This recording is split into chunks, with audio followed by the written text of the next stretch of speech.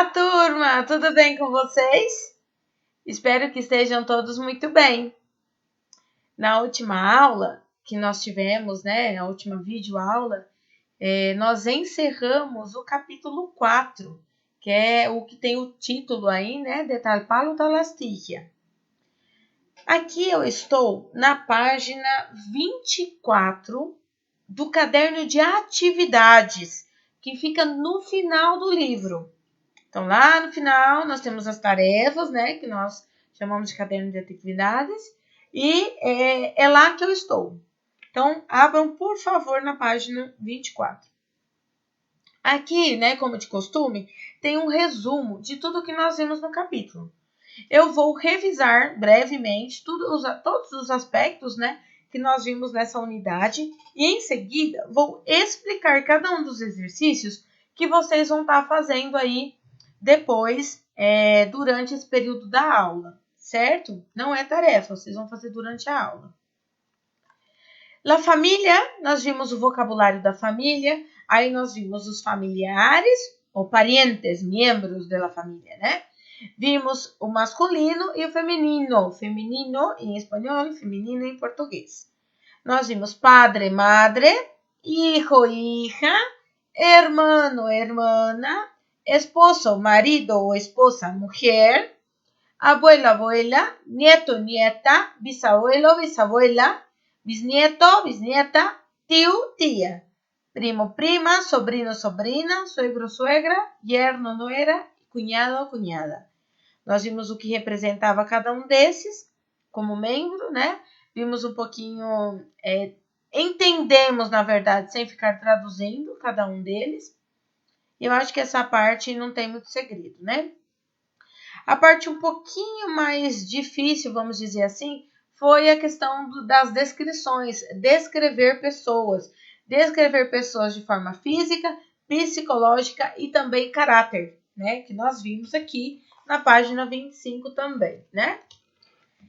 Descrições físicas. Então, nós temos complexião física, a nível do porte físico. Uma pessoa pode ser gordo, mediano, fuerte, bajo, rellenito, grande, delgado, alto e pequeno. Então, gordo, delgado, mediano, bajo ou alto? Fuerte pode ser também delgado. E rellenito é quando uma pessoa não chega a ser gorda, mas é meio cheinha. Então, pode falar rellenito, tá? Delgado é uma pessoa muito magra, tá? E só, né? Ojos, os olhos. Tem estilo e color. Estilo, grandes, pequenos, rasgado e almendrados. Almendrados é aquela cor mais puxada para o caramelo, né? Castanhos, azules, verdes ou negros. Não existe a cor, né, preta, sempre vai ser negro ou negra no lugar, né, da paleta de cores lá. Pelo, cabelo, a nível de tamanho, curto, mediano ou largo. Curto, médio ou comprido, né? Estilo, liso, ondulado ou rizado. Rizado é aquele encaracolado, né? Bem, os cachinhos bem enroladinhos e que normalmente enche mais, tá? Ondulado já seria ondas, pode ser um cacheado mais leve. Color, a cor do cabelo: negro, castanho, rubio, loiro, né? Pelirrojo, uma pessoa ruiva, e canoso, quando tem aquelas entradas. Calvo, quando é meio careca aqui em cima, né? Só que tem cabelo do lado. Aí é calvo. Perdão, canoso não é isso. Canoso é quando é grisalho, tá? Desculpa. Canoso é grisalho. Aí nós temos a possibilidade, né? Então, do calvo, escreve calvo, né? Calvo é quando tem cabelo em volta e aqui no meio não. Ou se for inteiro careca, a pessoa for inteiro careca, é pelado. O pelada, né? Quando não tem cabelo nenhum, pelado. Diferente, né? Agora vocês estão rindo. A boca, a nível de tamanho, pequeno ou grande. E os lábios, ou são finos ou são grossos, né? Então, aí são as características que nós vimos para poder descrever uma pessoa fisicamente. Depois, na sequência, descrições psicológicas e de caráter. Inteligente, divertido, gracioso, alegre, simpático, tranquilo, humilde, modesto, generoso, bueno, compreensivo, ignorante, aburrido, que seria uma pessoa entediante, sério, triste, antipático, nervioso, arrogante, creído, avaro, malo y terco. Para comparar el parecido entre dos personas, utilizamos o verbo parecer-se. Aí nós fizemos um exercício lá na parte teórica, que nós comparamos os artistas lá, né? Mãe e filho, ou filho com o pai e vice-versa, lembram? Então, aí naquele momento nós usamos o verbo parecer-se para comparar as pessoas. Então, é ele que nós vamos utilizar sempre. Este verbo, diferentemente del portugués, lleva la preposición a. Yo me parezco a, tú te pareces a, usted se parece a, usted para formal, né? Él, ella se parece a, nosotros nos parecemos a, vosotros os parecéis a, ustedes se parecen a, e ellos e ellas se parecem a. E aqui do lado tem alguns exemplos, né? Juan se parece mucho a su padre, las niñas se parecen a su tía, yo me parezco más a mi madre. Aí depois, observa, también podemos expresar lo mismo de una manera diferente, pero siempre con la preposición a. Juan es muy parecido a su padre, yo soy más parecida a mi madre, mi prima es más parecida a mi abuela que a mi tía, ou simplesmente, né, simplesmente expressar Juan e seu padre são muito parecidos, tá? Então, essa foi toda a parte aí teórica que nós vimos nesta unidade, neste capítulo. Na sequência, eu não vou descer ainda, eu vou explicar porque o meu tem resposta, como depois eu já vou passar aqui as correções para vocês. Então, não olhem aí para a tela, olhem para o livro de vocês. Eu estou na página 26, tá? Aí diz assim, atividades. 1. El vocabulario de los miembros de la familia es muy fácil de aprender, pero a veces tenemos que prestar mucha atención para saber de quién se habla. ¿Te animas a completar los siguientes enunciados? Então, está dizendo que o vocabulário dos membros da família é muito fácil de aprender, mas às vezes nós temos que prestar muita atenção para saber a quem se refere, né? Então, é o que está fazendo o exercício. Exemplo do exercício A. Yo soy el padre de la madre de los hermanos de tu madre. Quem soy? Tipo, né, uma charada aí. Então, eu sou el padre, eu sou o pai da mãe dos meus irmãos, da sua mãe. Então, quem que eu sou? Tu bisabuelo, materno, bisabuelo materno. Não se preocupem que depois eu vou passar a correção e vocês vão corrigir isso, tá? Façam os outros. O B, o C, o D e o E devem ser feitos da mesma forma. É tipo uma charada. Vocês têm que tentar responder e depois confirmar, comparando lá os membros, os parentescos, certo? O 2. Observa detenidamente as seguintes fotografias e descreve estas pessoas, tendo em conta os rasgos físicos e como te imaginas que pode ser seu caráter. Então, vocês vão observar a imagem dessas 3 pessoas aí do exercício 2 e vão descrever suas características. Então, o primeiro, né, Lorena. Como que é o cabelo da Lorena? Como que são os olhos, a boca? Aparentemente, né, ela é magra, ela é gorda, ela é llenita, como que ela é, né?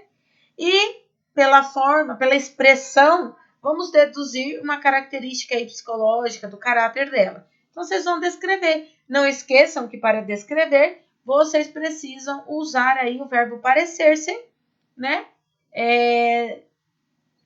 Na estrutura adequada, tá? Quando for comparar. Se vocês só forem escrever, então vocês vão dizer diretamente. Lorena tiene el pelo largo, lacio, castaño, los ojos rasgados, la boca pequeña, lábios finos, só, né? Delgada e contenta, feliz, na buena persona. Então, vai separando somente por vírgulas, tá? Nesse exercício, eu tinha dito que era para usar o verbo aparecer, senão não é, tá?